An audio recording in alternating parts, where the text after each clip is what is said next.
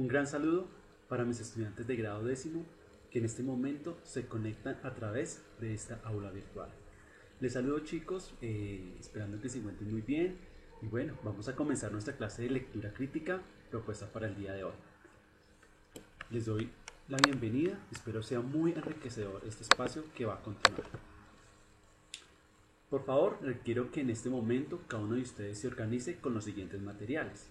Van a tener su libro Leer para Crecer 10, el cuaderno de lectura crítica, esferos, lápiz borrador y 100% actitud. Vamos a empezar con la sección de Letreando Conocimiento RAE, un espacio que siempre nos enriquece, nos posibilita pues encontrarnos con muchas cosas novedosas, poder descubrir, poder aprender, poder recordar esos aprendizajes expuestos que han sido parte de nuestras clases virtuales. Es increíble cómo ya estamos ubicados en nuestra cuarta semana de clases virtuales y el tiempo ha pasado muy rápido y de seguro ustedes, al igual que yo, hemos aprendido mucho. Yo los felicito por ese encuentro que tuvimos la semana anterior, el día viernes. Fue un espacio donde pues, la mayoría de ustedes estuvo presente y fue muy enriquecedor para mí volverlos a escuchar y compartir un poco de ustedes, saber de sus vidas y conocer cuál es su punto de vista frente a mis clases y el ejercicio que venimos desarrollando.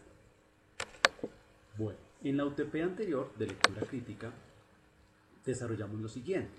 Estuvimos abordando un texto que era Poeta en Nueva York, el cual correspondió, ¿cierto?, al taller número 8 del libro Leer para Crecer.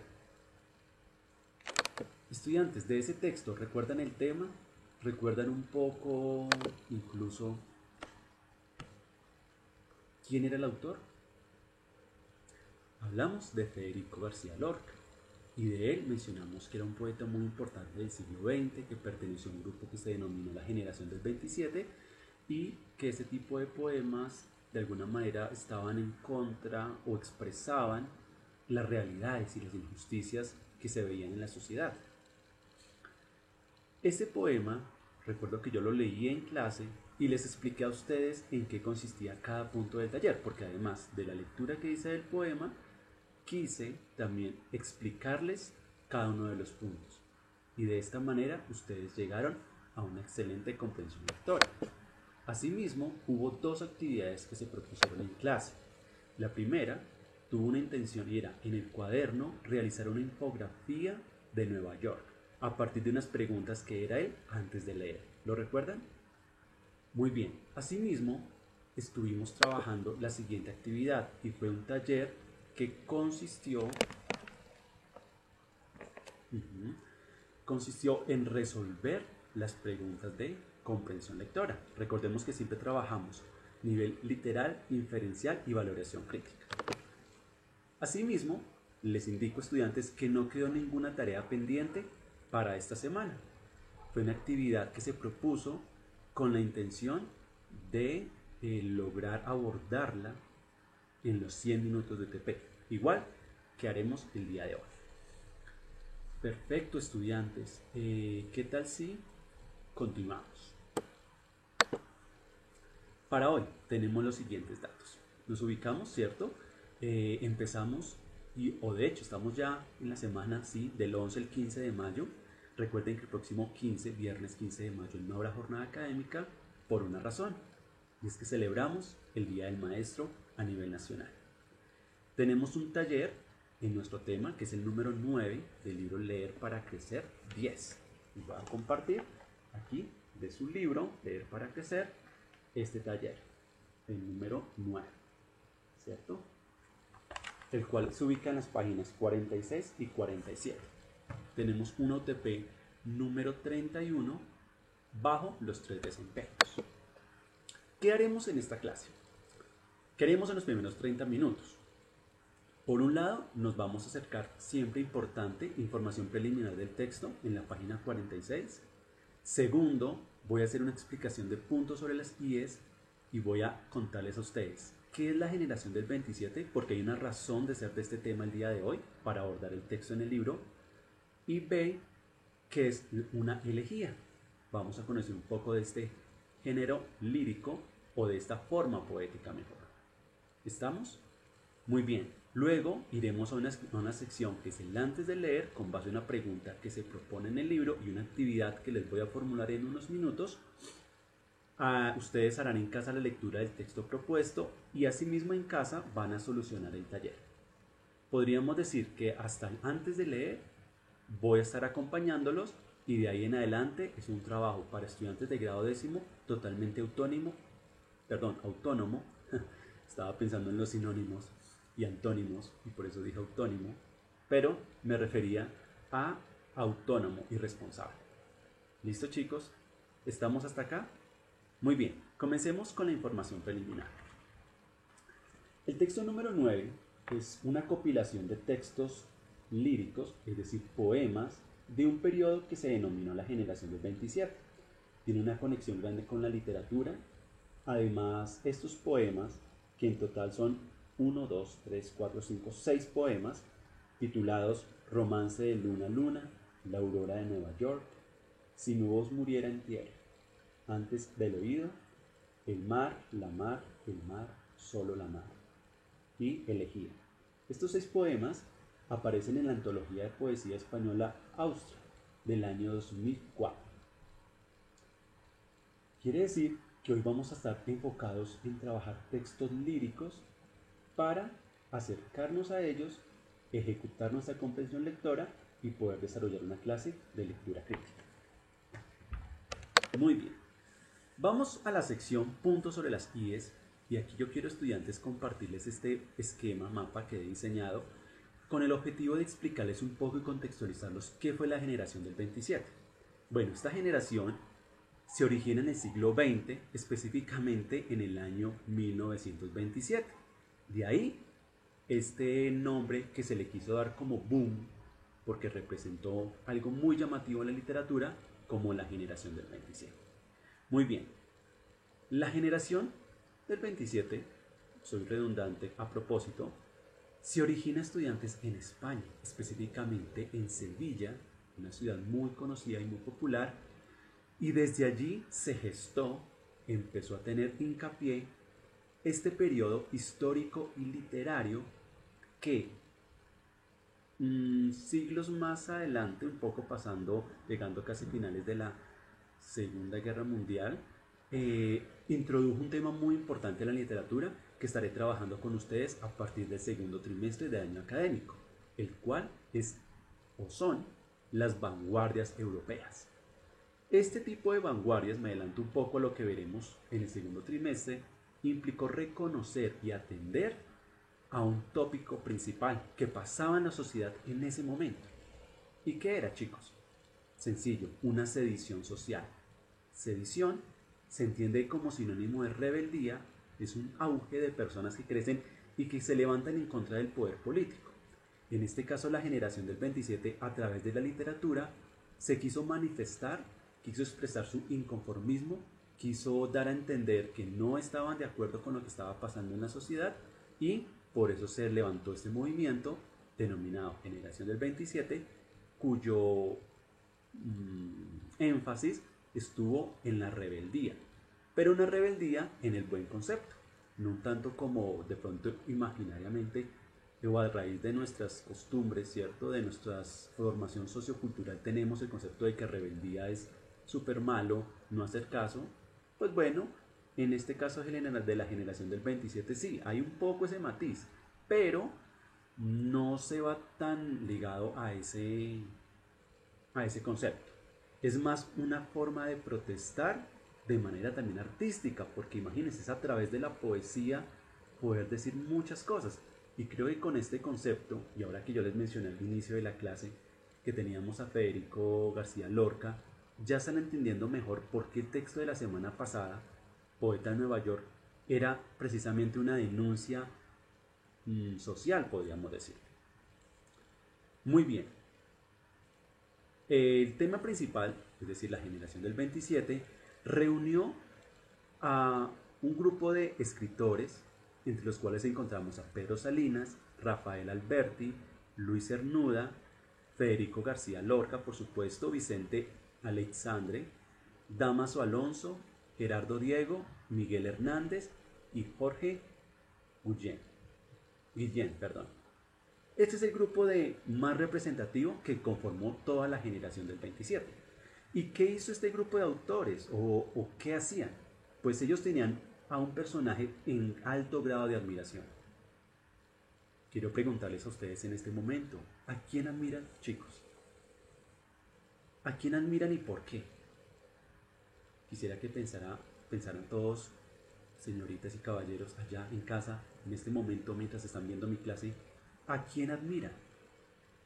Es una pregunta interesante, ¿cierto? ¿Será que me admiro a mí mismo? ¿Empiezo por admirarme quién soy?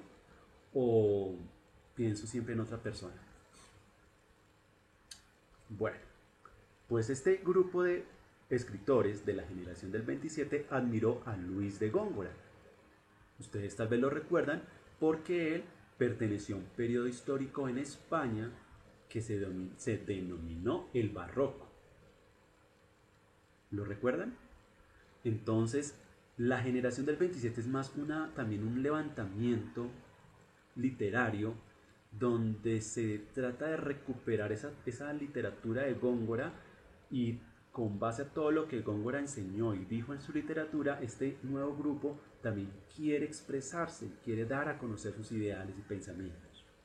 Muy bien, todos ellos llegaron a construir lo que están viendo ustedes en pantalla en la parte central superior, un conjunto de técnicas narrativas y poéticas, en especial poéticas realmente, porque todos ellos fueron poetas, algunos trascendieron a la narrativa, es decir, a la prosa, pero voy a hacer un énfasis especial en lo poético.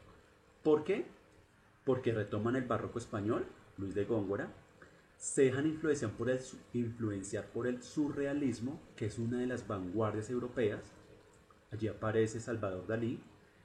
Se toman todas las vanguardias y se empieza a pensar en esa escritura desde este enfoque, desde lo que produce un concepto de ir en contra de la norma, porque las vanguardias fueron en pocas palabras también una rebeldía, no ajustarse a una norma social que si ustedes estudian ese tema desde la historia y no sé, las ciencias sociales, van a encontrar también un impacto muy grande que se dio en la historia y que eso dio fruto a una trascendencia donde el lenguaje evolucionó y se transformó. Muy bien. Y ese conjunto de técnicas en la poesía también volvió al concepto de poesía pura. Pensemos qué podría ser poesía pura. ¿Cómo podríamos entender esa idea? Algo puro es algo muy natural, ¿cierto? Que no tiene tanto adorno. Pues bien, eso lo vamos a descubrir en el ejercicio que continúa en el transcurso de esta clase. La generación del 27 en el siglo XX también hizo hincapié en algo, chicos, y es pensar en unos temas, o más que temas, quiso hacer mucho énfasis en lo que implicaba la vida del hombre en la sociedad en ese momento. El concepto del amor, pero sin ir tanto al sentimentalismo. ¿Estamos? O sea, un concepto más neutro, más natural, porque con el paso del tiempo el concepto del amor pues se ha ido transformando, tanto que hoy día ya no es tan común, pero se habla de que el amor es algo cursi. Entonces no, allí se toma desde un ideal muy neutro. ¿Ok? Además, abordan el tema de la muerte porque en esta generación del 27, como les recuerdo, años atrás, más adelante, estuvieron la Primera, Segunda Guerra Mundial. ¿Y qué ocurre? Pues hay mucha violencia, hay mucha muerte, mucho desastre, hay muchas cosas que lastiman y terminan hiriendo el corazón de las personas. Entonces la muerte se toca de una manera, ¡pum!, impactante. Y allí todo este hincapié lo reducen a la imagen poética. Ustedes recuerdan quizá el año pasado con quienes yo trabajé en clase en el 2019 que vimos la imagen poética. ¿Qué era la imagen poética? Es como desde la noción de un verso que yo escribo, ¿cierto? Un verso, 2, 3, 5 versos. Cada verso me permite en mi mente tener una imagen, poder visualizar el verso, poder hacerlo tangible en mi cognición. ¿Estamos? De esa manera se llegó a que en la poesía de la generación del 27, tanto Rafael Alberti como Luis Cernuda, o Federico, o Gerardo, o Jorge, o Pedro Salinas y sus compañeros crearan una lírica con un lenguaje poético muy coloquial, muy culto. Había esa mezcla, o era muy desde lo coloquial, muy desde el lenguaje ordinario, podría decirse, oculto, o sea, muy elegante, muy preciso, con muchos tecnicismos de alguna manera, pero más que tecnicismos, muy elegante. ¿Y por qué hablamos de un lenguaje culto? Porque su fuente de admiración, Luis de Góngora, era así. En el periodo barroco se dio la poesía culta. De hecho, este concepto viene de periodos o de épocas literarias más anteriores, como en la época medieval. Muy bien, ¿qué pasó entonces con el lenguaje coloquial y culto de la poesía? Pues se enriqueció y llegó a una gran expresión a través de la metáfora como figura literaria. Recuerdan que hemos visto en clase a lo largo pues, de mi proceso de formación que he tenido con ustedes, estudiantes de grado décimo del Gimnasio Campestre Los Arrayanes, que la metáfora hace parte de un conjunto de figuras literarias que también existe el hiperbatón, la hipérbole, el símil, la anáfora, recuerdan la onomatopeya, el oxímoron, bueno, así, una serie de elementos.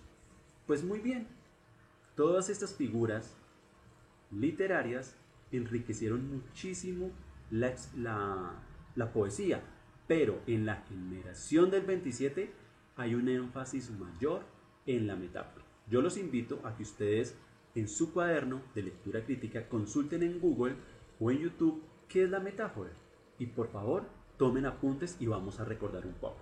Pueden hacer ese ejercicio en unos 10 minutos, ¿cierto? Y lo desarrollan en el cuaderno de lectura crítica. Muy bien, todo lo anterior, lo que he mencionado durante estos minutos de clase, estudiantes, condujo a la aparición o a la reafirmación de una forma poética, el verso libre, como también se denominó la poesía blanca. ¿Por qué blanca? Bueno, pues el verso libre es una poesía que no se ciñe a estructura de rimas, ni de estrofas, ni de versos. Son muy libres. ¿Recuerdan el año anterior cuando hablamos de formas poéticas como el acróstico, la décima, hablamos del caligrama? Bueno, este tipo de formas poéticas, la oda, ¿la recuerdan? Pues muy bien, aquí aparece algo muy novedoso y es que en la forma de escribir quisieron ser libres y no tener ninguna estructura que los ciñera. Y eso es muy coherente con la visión de las vanguardias y lo que la generación del 27 quiso proyectar. ¿Estamos hasta acá? Muy bien, estudiantes. Esa forma libre de escribir poesía, porque les permitía expresar lo que querían, libre de estructuras, y ahí de pronto se rompe un poco el esquema con la poesía de Góngora, que esa sí era muy estructurada y que hacía referencia, por ejemplo, los sonetos, que tienen un número de sílabas, un número de versos, la rima consonante o asonante, en fin. Aquí la poesía es libre y creo que el concepto de poesía blanca o verso libre es muy claro para ustedes porque esta forma también la trabajé con ustedes el año pasado. Todo lo que he mencionado hizo que alguien dijera esta frase, que es Gerardo Diego, quien dijo que la poesía es un lenguaje incorruptible. ¿Y por qué hablamos de corrupción? ¿O por qué esa expresión en ese tema? Creo que la conclusión ustedes la pueden sacar. Y es ese levantamiento, esa oportunidad desde la literatura para ir en contra de muchas cosas que no se estaba de acuerdo en la sociedad en el momento. Y que un día, en el año 1927, un grupo de 10 o menos escritores decidieron unirse para decir, somos la generación del 27 y vamos desde la literatura a manifestarnos de esta manera. Bien, chicos, básicamente y a grosso modo, esto es el concepto de generación del 27. ¿Por qué introduzco este tema? Porque los poemas que aparecen en el libro Leer para crecer 10. En el taller del día de hoy tiene que ver con esta temática. Vamos a leer unos poemas de Miguel Hernández, de Rafael Alberti y de Federico García Lorca. Entonces ustedes deben comprender el contexto y por qué se dice eso. ¿Bien? ¿Estamos hasta ahí? Bueno, vamos a dar paso a un concepto y es ¿qué es la elegía? Para ello, yo quiero compartir con ustedes un video corto muy ilustrativo que aparece en YouTube. Me voy a permitir cambiar la ventana y en 2 minutos 24 vamos a ver en qué consiste este ejercicio.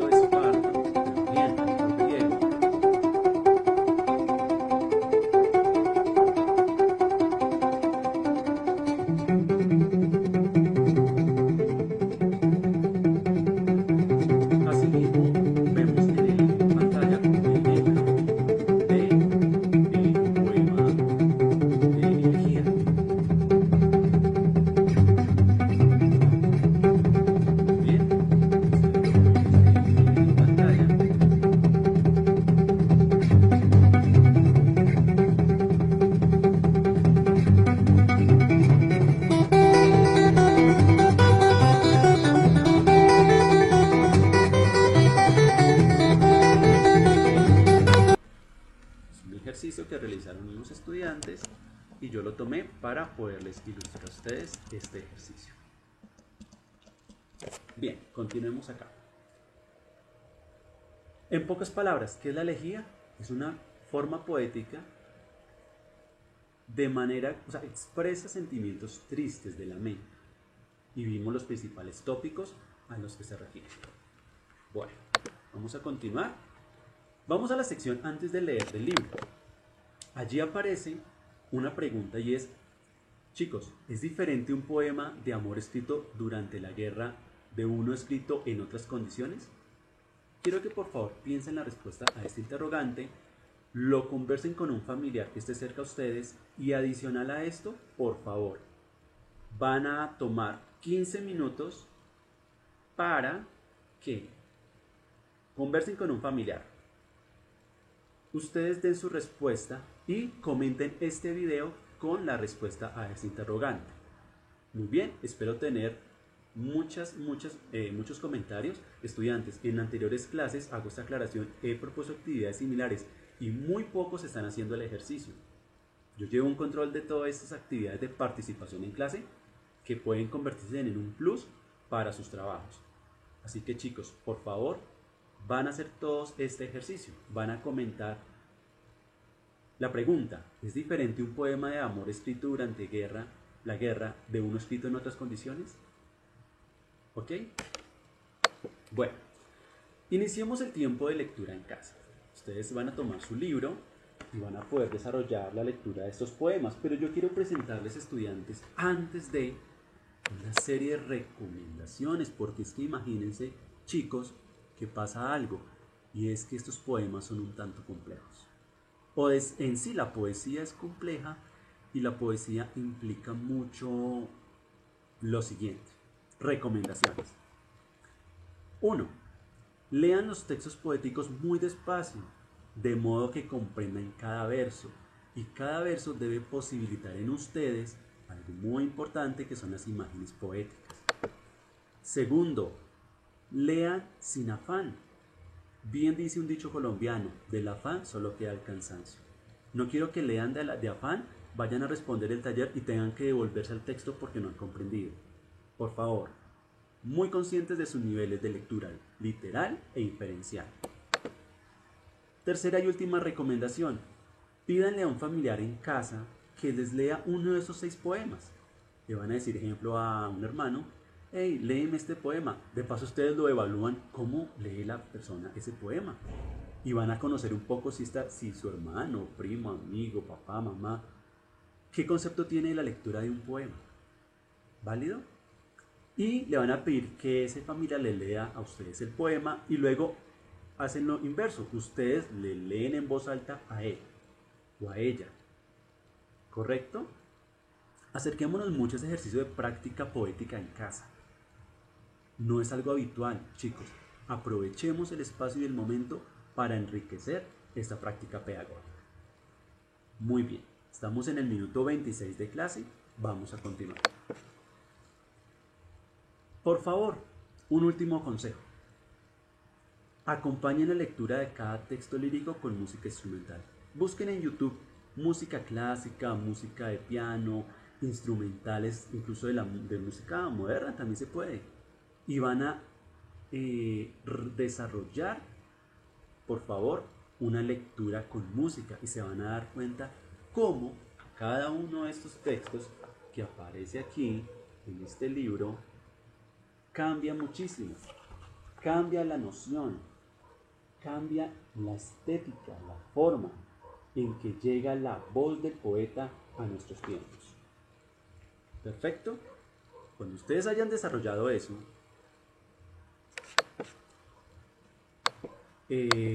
van a hacer lo siguiente, y es, ahora sí, tiempo de leer en casa. Se van a acercar a ese familiar, van a empezar a leer, colocan música. Este ejercicio yo estimo entre 25 minutos más o menos. Porque es una lectura que tiene que ser muy de conciencia, de estar entendiendo, de poder captar la idea de lo que se expresa. Si no hay eso, chicos, estamos fallando en nuestra comprensión lectora y no podemos seguir el cauce de su proceso lector si no hay una buena comprensión. ¿Correcto? Hecho lo anterior, vamos a una actividad individual de mente letrada que consiste en lo siguiente. Todos y todas muy juiciosos, incluso pueden hacer el taller en familia, van a resolver todos los puntos que se proponen para los 3 niveles. Lo recuerdo, nivel de lectura y de comprensión literal, inferencial y valoración crítica. Páginas 48 y 49, voy a mirar, tenemos estudiantes 1, 2, 3, 4, 5 puntos para desarrollarlos en el tiempo que resta. Bueno, por favor, el punto de leer para escribir es opcional. Ustedes deciden si lo realizan o no. ¿Ok? Les recuerdo, estudiantes, muy importante, su libro Leer para Crecer 10 con los talleres que hemos venido trabajando, que han desarrollado en casa. Recuerden que si un compañero no tiene libro, ustedes le pueden compartir una foto, trabajan en el cuaderno. Y bueno, una novedad que no lo mencioné al comenzar la clase. ¿Recuerdan la ficha individual detallada de control de lectura? Esa ficha no la van a realizar el día de hoy. Perfecto. Dicho esto, pues finalizo la clase, mis 30 minutos de explicación, con la siguiente frase de Miguel Hernández. Quien se para a llorar, perdón. Quien se para a llorar, quien se lamenta contra la piedra hostil del desaliento, quien se pone a otra cosa que no sea el combate, no será un vencedor, será un vencido lento. Me disculpo por la lectura inicial que hice un poco errada, chicos, pero bueno, les comparto esta frase también de reflexión para terminar. ¿Por qué hablará él de vencedor y de un vencido lento? Pensemos el contexto de guerras. El periodo de la generación del 27 que da pie a las vanguardias es un periodo que se denominó entreguerras. Un poema de amor se escribe igual en la guerra que en otra condición. Pensemos en este momento, ¿será que un poema se escribe igual en un periodo de cuarentena como estamos, de aislamiento obligatorio o no? Bueno, estudiantes, me alegra que me hayan acompañado hasta este momento. Les mando un súper saludo a cada señorita de grado décimo, a cada caballero también. Ustedes son los mejores, están dando lo mejor, están demostrándose a ustedes mismos muchas cualidades. Estamos aprendiendo, cada día estamos dando lo mejor de nosotros. En cada momento vamos a ser mejores seres humanos. Estudiantes, sin más, les deseo unos minutos siguientes de UTP, de mucho trabajo autónomo, de buena música, de excelentes experiencias leyendo poema en casa, y que aprendan. Estaré atento a un próximo encuentro virtual a través de Zoom donde podamos comentar este tipo de actividades. Bueno, estudiantes, hasta la próxima. Nos vemos.